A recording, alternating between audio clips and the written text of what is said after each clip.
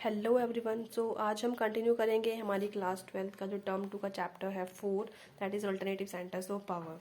तो यहाँ मैंने सारे सिलेबस लिखा हुआ है इस चैप्टर का, ऑर्गेनाइजेशंस, नेशंस।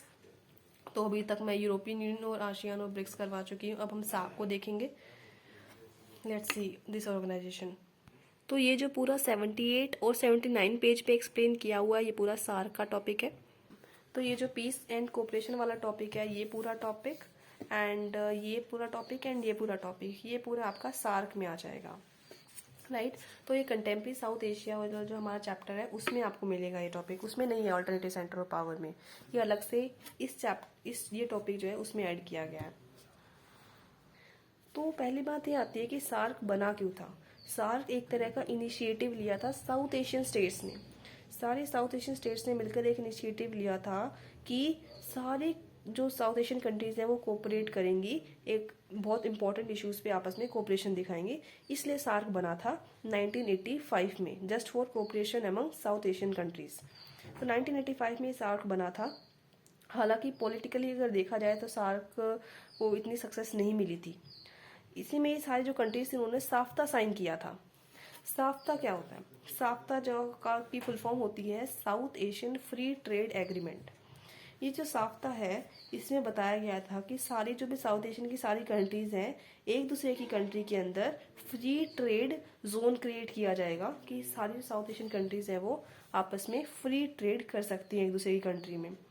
तो ये साफ्ता क्रिएट किए गए था। साफ्ता साइन तो हुआ था 2004 में, but it came to effect on 1 जनवरी 2006। 1 जनवरी 2006 से जो है साफ्ता को जो है इफेक्ट में लाया गया था। अब हमें इतना तो पता चल गया कि साफ्ता बना था ताकि कंट्रीज के बीच में जो है कंट्रीज एक दूसरी कंट्रीज में फ्री ट्रेड जोन हो, कि एक कंट्री बहुत फ्रीली दूसरी कंट्री के साथ जो है ट्रेड कर सकती है, इसलिए बना था। इसके दूसरी स्पिरिट ये भी थी ताकि दो सारी साउथ एशियन कंट्रीज के बीच में पीस और कोऑपरेशन बना रहे इस फ्री ट्रेड के जरिए। और साथ में जो ट्रेड के टैरिफ्स होते हैं, ट्रेड टैरिफ मतलब कि जो ट्रेड का जो टैक्स होता है वो भी कम हो जाएगा इससे। तो इस दोनों रीजन के लिए ही जो है साफ्ता बनाया गया था, ताकि अच्छा कोऑपरेशन बना रहे दोनों कंट्रीज के बीच में, फ्री ट्रेड होगा, ट्रेड के जो टैरिफ्स होंगे वो भी कम हो जाएंगे, इसलिए साफ्ता बनाया गया था। And it came to effect on 2006 in 1 January. अब देखो सार्क भी आ गया, साफ्ता भी आ गया, ये सब आया था जस्ट बिकॉज कि साउथ एशियन कंट्रीज के बीच में पीस, स्टेबिलिटी और कोऑपरेशन बना रहेगा। अब जो नेबरिंग कंट्रीज थी इंडिया की, उनको डर लग रहा था इंडिया से फ्री ट्रेड के जरिए। क्यों?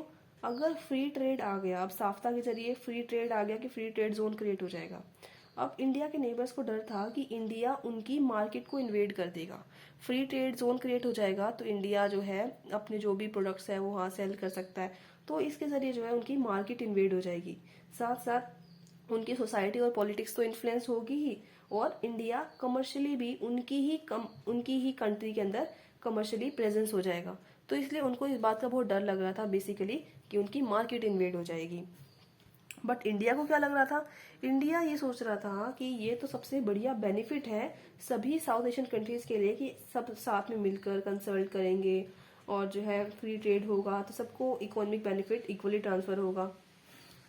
और साथ साथ अगर फ्री ट्रेड होगा तो सारी कंट्रीज आपस में कोऑपरेट करेंगी पॉलिटिकल इश्यूज पे भी। अब इस पैराग्राफ में जो है इंडिया पाकिस्तान का रिलेशन बताया हुआ है कि इंडिया और पाकिस्तान दोनों ही अपनी तरफ से एफर्ट्स कर रहे हैं ताकि टेंशन को कम करके एक पीस बिल्ड किया जा सके। और दोनों ही कंट्रीज कॉन्फिडेंस बिल्डिंग मेजर्स भी बना रही हैं ताकि वॉर का रिस्क खत्म हो जाए बिल्कुल। और दोनों ही साइड के जो एक्टिविस्ट हैं वो भी कोलैबोरेट हो रहे हैं ताकि एक फ्रेंडशिप क्रिएट हो सके, दोनों ही कंट्री के लोगों के बीच में एक फ्रेंडशिप क्रिएट हो सके। लीडर्स जो दोनों कंट्रीज के लीडर्स हैं वो भी समिट बुलाते हैं ताकि जो भी इम्पोर्टेंट जो भी इश्यूज हो रहे हैं उनके अंदर जो है सोल्यूशन निकाला जा सके। और दोनों ही कंट्रीज के बीच में ओपन बस रूट्स हैं, ट्रेड भी है, और साथ साथ जो है वीज़ा भी बहुत इजीली मिल जाता है एक कंट्री के लिए दूसरी कंट्रीज के लिए। तो ये हमने पढ़ लिया इंडिया पाकिस्तान रिलेशंस। अब देखिए कोई भी पावर कितने भी कोशिश कर ले, कोई भी कंट्री कितने भी कोशिश कर ले रीजनल पावर से दूर रहने की, बट ऐसा हो नहीं पाता, वो इंसुलेट नहीं हो पाती। एग्जाम्पल चाइना और यूएस का, कि चाइना और यूएस हमेशा ही इतने इंपॉर्टेंट प्लेयर रहे हैं साउथ एशियन पॉलिटिक्स में, ठीक है। अब चाइना और इंडिया की बात करें तो इनके रिलेशन बहुत सुधर गए हैं लास्ट के 10 सालों में, तो अब बहुत अच्छे हो गए इनके रिलेशन। बट चाइना और पाकिस्तान के जो पार्टनरशिप है वो आज भी बहुत अच्छी नहीं हुई है। हालांकि ये लोग जो है ग्लोबलाइजेशन के जरिए जो है क्लोज आने की कोशिश कर रहे हैं, बट इनकी इकोनॉमिक टाइज चाइना और पाकिस्तान की वो इम्प्रूव नहीं हो पाई है 1991 के बाद से भी। अब क्या हुआ है कि अमेरिका साउथ एशिया में बहुत ज़्यादा इन्वॉल्व हो गया है। इनफैक्ट कोल्ड वॉर के बाद से तो अमेरिका बहुत ज़्यादा इन्वॉल्वमेंट रखने लग गया है साउथ एशिया के अंदर, और इंडिया और पाकिस्तान दोनों के ही बीच में अच्छे रिलेशन हो गए कोल्ड वॉर के बाद से। इनफैक्ट अमेरिका तो इंडिया और पाकिस्तान के बीच में मॉडरेटर का काम करता है। अमेरिका की पार्टनरशिप बहुत ज़्यादा बढ़ गई है साउथ एशिया के जो रीजन में। अमेरिका की पार्टिसिपेशन बहुत ज़्यादा बढ़ गया है। जैसे जैसे इकोनॉमिक रिफॉर्म्स आ रहे हैं, लिबरल इकोनॉमिक पॉलिसीज आ रही हैं दोनों इंडिया और पाकिस्तान के बीच में, वैसे वैसे अमेरिका भी ज़्यादा अपना पार्टिसिपेशन इंक्रीज कर रहा है।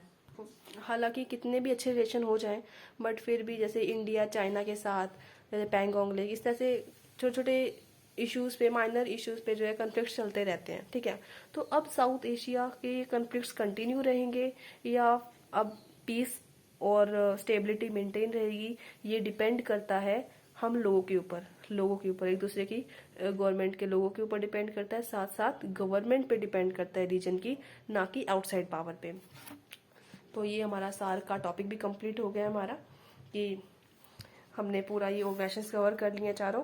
तो बेसिकली इसमें याद रखने वाली चीज़ थी कि जो साउथ एशियन कंट्रीज थी उन्होंने अपना एसोसिएशन बनाया, वे धीरे धीरे करके उन्होंने एसोसिएशन को स्ट्रॉन्ग करने के लिए साफ्ता बनाया था, और ये साफ्ता बना था 2004 में, साइन हो गया था, बट लागू हुआ था 2006 में, ताकि फ्री ट्रेड हो जाए साउथ एशियन कंट्रीज के बीच में। तो इस तरह से पीस स्टेबिलिटी मेंटेन करने के लिए साउथ एशियन की कंट्रीज जो है आपस में किसी ना किसी तरह से कोई ना कोई मेजर्स अपनाती रहती हैं। तो इसमें हमने बेसिकली यही पढ़ना था। तो अभी तक हम अपने चारों ऑर्गेनाइजेशन को एक एक वीडियो में डिस्कस कर चुके हैं। अब हम नेक्स्ट वीडियोज में अपनी नेशंस को स्टार्ट करेंगे।